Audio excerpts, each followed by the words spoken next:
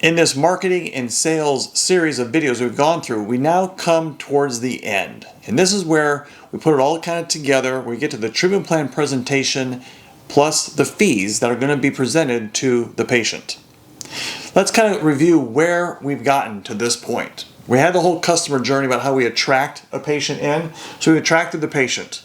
We then received a call from the patient. They did an online registration. They came into the office. They were able to gather our diagnostic information like x-rays, photos, and iTero scans, something like that.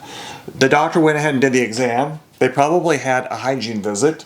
And then we're at the point now we're going to go over the treatment plan and fees, and then follow-up is also going to be part of this presentation. So you can see all the steps that we've gone through in this presentation. If you remember, at the very beginning of the customer journey, what we're at is that stage where the patient is evaluating us. They're trying to determine if they want to move forward. If you remember that one diagram, we have this kind of continuum that patients are going across. If they're stuck here on some sort of X, some kind of a deal breaker, they are not moving forward.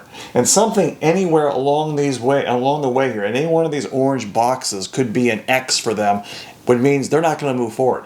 Or, as we're going along, they may still have some questions that need to be answered, and so they're going through all of this as well. But then, of course, over here is when kind of all their objections or questions have been answered, there's no deal breakers, and the patient is ready to move forward. And so that's what we're kind of up to at this point right now along this entire journey. And along the way, again, the patient is going to be giving us either X's, question marks, or check marks along the way for things that are important to them. And they might be just keeping it in their head. They may not be telling you directly what it is. But if you work with a patient and you are able to have empathetic listening and engage them in open-ended questioning, then you can kind of get an idea where they are and determine if this is going to be a good fit. Again, we're here at this last part with the treatment plan and the follow-up. Okay. So treatment plan and financial discussion. Let's kind of just go over some ground rules here for the do's and don'ts when it comes to going over this fee presentation and going over the treatment plan. First of all, the attitude and the language, okay? How are we going to say things and what's the attitude behind it? Let's talk about what we're going to do. We're going to be warm. We're going to be engaging, excited, upbeat. You know, this is the patient's about to make a decision. It's time to use eye contact, not just be typing on a keyboard or busying around with writing on a piece of paper. You actually need eye contact, and of course, a smile, friendly, upbeat type of attitude. Here's the thing: you do not want to be apologetic. Some of these treatment plans are going to be kind of big. There'll be thousands, maybe tens of thousands of dollars, and I know that that is expensive for a lot of people. But the thing is we don't have to be apologetic for how much it is. So you don't slide a treatment plan over to someone and kind of be timid and shy about it and maybe even be apologetic, maybe a little embarrassed by how much it is. This is how much dentistry costs. And so make sure we don't have that kind of attitude. Now, also when it comes to this about canceling or rescheduling, don't tell the patient, hey, listen, if you just need to cancel or reschedule, just give us a call and we'll just fit it right in. I know it sounds like you're being empathetic, like you're trying to work with them and being like this is an easy place to do business with, and that's fine. We want to be easy to do business with. But what we don't want to do is put the idea in the patient's head like, oh, I can just call and cancel. I can just reschedule. No big deal. We definitely don't want to be entering that into the patient's thought process. Patient educations. Now, sometimes the patients are going to arrive here at this fee presentation or this case presentation stage of this entire journey, and they're still going to have some questions about it. Now, true, all of this should have been taken care of back when the doctor and the clinical staff was working with the patient, kind of going over the clinical parts of it. But still, sometimes they still have some lingering questions that weren't quite answered in the back, so to speak. So if you're going to do any kind of patient education, just keep it simple. Avoid a bunch of technical jargon. Just keep it like on point and something that they can understand. A non-dental person. Remember, you're talking to a non-dental person. Behind the scenes, we're always talking about dental stuff. But with the patient, you're going to have to, I want to call it dumb it down, but you have to make it in a way that they can understand. And financial arrangements, do not say, do you want B or just A? One time I was going to go get a cell phone, and I was actually a cell phone case. And it didn't even occur to me to get a screen protector on it. Okay, the person just, I had them both. I was kind of looking at them both, and the person said, "Well, do you want the screen protector or just the case?" Well, I kind of reflexively just said, "Just the case." And at that point, I kind of committed to it, and I didn't want to move forward with saying, "Oh, wait a minute, I changed my mind. Give me the case plus the screen protector." Don't ever do this thing where you just say, "Hey, do you want to do the fillings in the crown or just the fillings?" Okay, just give it all to them. Let them decide what they're going to do. And you never want to say, "Well, do you want to do X? Do you want to do the filling? Do you want to do the crown? Or do you just want to go home and think about it?" Never, ever, ever say that, okay? Now, we got that kind of out of the way, the little attitude of how we want to go about doing this, the do's and the don'ts when it comes to the conversation. Now, let's actually talk about the fee presenting part of this whole process.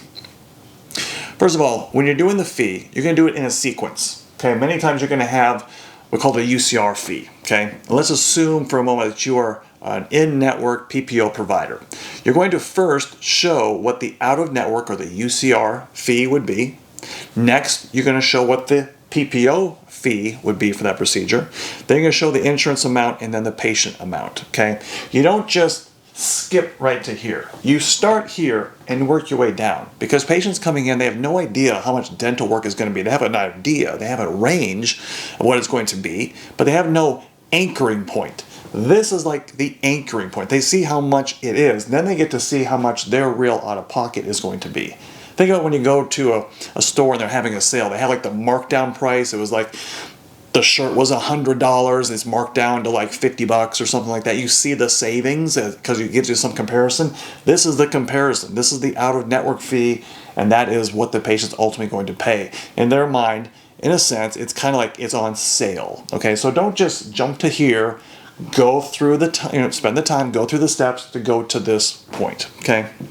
Now, fee presentations. Slow down. It's kind of like the technical part. Don't bombard them with a bunch of financial stuff when it comes to like insurance and quoting and contracted rate, deductible and insurance coverage and patient percent or percent of coverage and all that mumbo jumbo. Stop with all of it. Okay, just kind of get to the bottom line to where you're supposed to get, okay, or where you're supposed to be, and have kind of like a template, a way you're going to work things out. Kind of like that previous slide.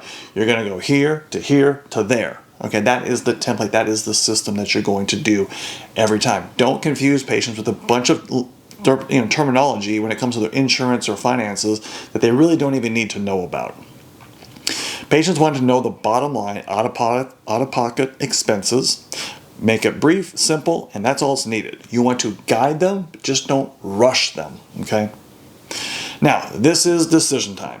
So we've kind of laid it out for them. We kind of show them what the treatment is. They see what the dollar amounts are, and then follow it up with this kind of script. Okay, to get started is very easy. Offer a brief explanation of what's supposed to happen next, and say, well, it's that simple. And then move on with we call it the assumptive close. We're just assuming that they're going to schedule, and say what day of the week works for you. Okay, it will look something like this. To get started, it's very easy. You'll come in and we'll get the upper left taken care of. It will take about an hour, and then you can go about your day. It's that simple. Now, what day of the week works for you? There's your script. It's very simple. Okay, it flows. It's natural. I think it works well. So do something like this. Come up with your own words, but kind of fit it within this formula to make it easy for you to make that transition from after you've just kind of shown them the treatment plan and the dollar amount. Now you're moving on to them actually getting to them making a decision, because we are now getting to the decision time in this overall process. Okay. Now after you've kind of laid out that script for them, pause and wait for them to respond. Resist the temptation to just jump right in, to break the awkward silence. Just give the time for the patient to just kind of sit with it for a moment. They're thinking about various things. You have no idea what they're thinking about. Just let them have that space to let them think. And then when they do talk, listen, and really listen. Listen with empathy. Kind of read between the lines, so to speak. Again, you can't read their mind, but you might get a sense for what could be their real concern. But what if they're indecisive? What if they're like, I don't know what I want to do? What are you supposed to do? Well, at that point, ask. Again, don't assume, ask. What are your main concerns? Or what are your thoughts at this point? These are open-ended type of questions where they will finally tell you what it is. There's no point in trying to guess what it is. Don't just automatically assume it's the money. Don't just automatically assume that it's beyond what they can pay. It could be any kind of reason. You don't know that. So just cut to the chase and just ask them this very simple question. What are your thoughts at this point? What are your concerns? This will keep the conversation going and will uncover their objections or their concerns or things that they're kind of contemplating and weighing out before they move forward. But do not, under any circumstances, ever ask a patient, well, do you have any questions? That question is way overused, and I think we've all, and me as a consumer, I'm sure you have too. When you go into a store or you're in some sort of sales encounter and somebody asks, do you have any questions? Our reflexive answer is to just simply say no. It's almost like a defensive mechanism. We just want to say, no, we don't have any questions. Because, well, if we had questions, that means I didn't quite understand, or they're just going to keep telling me a bunch of things. Instead, be more empathetic and ask those questions we said earlier. What are your concerns at this point? Or what are you thinking? What would you like to do? Don't ever ask, do you have any questions? It's way too generic. Okay? So, now we get to that part where there are objections. They have some concerns. They have some thoughts about what they want to do going forward. Now, here's some examples of typical objections. You can read the slide here. It's all the things I want to think about it. It's too expensive. I can't afford that. I've got kids in college right now. Or it's not really bothering me. I'll just wait until it hurts. The list could go on and on here of all the different examples of patients of what concerns, or we could call them objections that they have. So how do you handle those? Okay, there's a lot of things. If we go into the sales world to try to learn about how to handle this, we're not going to do a bunch of verbal jujitsu to try to manipulate the patient into saying yes. We're not manipulating anybody into doing anything. It's simply just trying to figure out what it is that's really on their mind. And how do you do this? There's this very simple formula. You simply acknowledge what their objection was. You're just hearing them out. And then you turn around and ask them a question. It's just that simple. It's just these two parts. That's all you have to do. They have an objection, you acknowledge it, and ask them a question. So here, they say something like this, I want to think about it. What is that acknowledge thing? Acknowledge can be something like this. Well, let me just put it together. Acknowledge. I can appreciate that. Can I ask you a question? Does the idea of whatever treatment, does that make sense? Or, I understand what you're saying. What steps would you like to take next? Or, I hear that often. How can we help you moving forward? Or, I totally get it. How would you like to proceed? It's very simple. You acknowledge and you follow it up with a question. Here's the different ways you could acknowledge it. Again, you can just read the slide and see that for yourself. Another types of questions, again, the following up the second part of that script or formula, if you will. Okay, so then they tell you what they want. Then what? Okay, you said, or you acknowledge their objection and you ask them, a question. And now they tell you what they want to do, like what they want to do doing next. Or what, you ask them, well, how do you want to proceed? Well, what if they tell you what they want to do? Then what?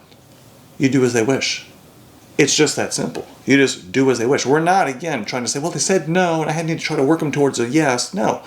Remember the whole thing about X's and questions and check marks? Obviously, we did not reach all the check marks. There's still some deal breaker that's going on right now, and maybe it's just not a good fit. But when we have done this thing, the My Job, Your Job script, when it comes to this decision time, we're going to live up to our end of the bargain. Whatever they want to do is what we're going to do. Remember? My job, your job. It was in that video we had a long time ago when the doctor goes in and kind of does their thing, when he does their exam. The deal, the social contract we have worked out with the patient is that I'm going to tell them everything that I see. We're going to get it all down on paper, and then we're going to turn it over to them, and they can do whatever they wish. They can do some of it. They can do none of it. They can do all of it. Whatever they want to do, that's their decision. Okay. So again, we've gone through this whole thing to kind of reiterate. We got to this treatment plan part right here. And the patient is either going to say yes, or they're going to say no, or they're going to say something. They're going to say something yes to hopefully to something, but whatever they decide to do is what we're ultimately going to honor. Okay? Now, what do we do? They said yes. Fantastic. So what does that mean? Well, mission accomplished. Almost. Okay? They still might have buyer's remorse. Their spouse may talk them out of it. Something might come up that would give them a convenient way to just kind of back out of this whole thing. So all we can really do at this point, if they said yes, is just congratulate them on their decision. Patients can feel relieved or stressed that they've just made this decision. Okay? Use this small window of vulnerability to congratulate them on their action. This helps them feel like they made the right decision. Say something like, good decision, you're going to like this. It's encouraging, it's reinforcing, that they've made a good decision, and again, congratulates them. But also, I want to say this, don't thank them. We're not here for them. We're here for them. They're not here for us in the sense like, oh good, thank you for saying yes to the sale. That's not how it's supposed to go. We congratulate them on their good decision to move forward because we're going to deliver good care to them and they're in very good hands. We're congratulating them. We're not thanking them. I know that sounds kind of strange because thanking seems like it's the polite thing to do, but it's not necessary here. The more appropriate thing in this setting is a congratulations instead of a thank you. Now, we're getting to the follow-up stage. Again, we got this whole part. Patient, for whatever reason, can't schedule right now. We're now at the follow-up. And speaking about scheduling, real quick, the whole idea when it comes to scheduling, there's a ranking of how we want it to go for us. Okay, we would love to do same day. That's our first primary thing. We'd love to just get the work done, if it's possible, while they're here today. Let's just get it out of the way. There's no scheduling problems down the road. If something might come up, let's just get it done while we're here. Second best is schedule before they leave. That's what we'd like to do, is get them on the books before they leave the office, okay? And if that doesn't work, then we're left with follow-up. That is our third and final thing that we could do, okay? When we get to follow-up, if you said you're going to call the patient back, make sure that you do it. You cannot simply rely upon your memory, okay? You must have an easy-to-follow system. In our office, we simply write it down on a piece of paper, and it goes in a binder, and that binder gets worked every day to make sure that we're staying on top of it. What drives me crazy is when I have a patient come in 6 months later during a checkup exam, and they say, I was waiting on a treatment plan, and no one ever sent it to me. That means we got all the way to the very end, and then somebody didn't do that very last part and follow up with the patient. So a follow-up system is so very important because many sales in any kind of business are lost because of a lack of follow-up. Have you ever worked with this? You ever want to have a contractor come out to your house to either fix the pool or the AC or the whatever, and they say they're going to get back to you with a quote or something, and they just don't? You kind of wonder, wait a minute, you can't even get back to me when you're trying to sell me something. What's it going to be like? What's the customer service aspect going to be like after you said yes and you paid the money? How responsive is that company going to be? So if you can't honor your actual following through with what you said you're going to do, patients are very skeptical. Any consumer with any business would be very skeptical about moving forward with that. So, and the thing is, follow up with them the next day. I mean, if you worked out something with the patient, they said, listen, I'm going out of town, call me when I get back next week, fine. But they say, let me go home and think about it or talk to my spouse, follow up with them the very next day. Don't wait a couple of weeks. A couple of weeks, they've forgotten all about this. You need to follow up with them the next day, okay? Within 24 hours, the next business day, you need to be in contact with them, just kind of checking to see where are they with this thing? What is their decision? Again, going back to the My Job, Your Job script, our job was to lay it out for them. Their job, we said at the very beginning, was to make a decision. Decide, are you going to do some of it, all of it, or none of it? That's all we want. Just give us an answer. This maybe, I don't know, I'm going to think about it. That's a very difficult, squishy place to be. We want the patient to make a decision, and we are fine with any decision that they make because that's the deal that we made with them way early on in the appointment. Okay, again, just to kind of go over this entire thing again. We're going through this entire process, all these different touch points along the way. The patient is going to be evaluating us to decide if they're going to move forward or not. The best that we can do is try to find out things that are X's and see if we can try to eliminate those, but for some patients, we're just not going to be a fit. If they have questions, we need to do our best to resolve it so that patients fully understand what the situation is so that if it's a green light for them and they get all check marks, for us, we move forward and it works out great. That's the end. All right, thanks. Bye.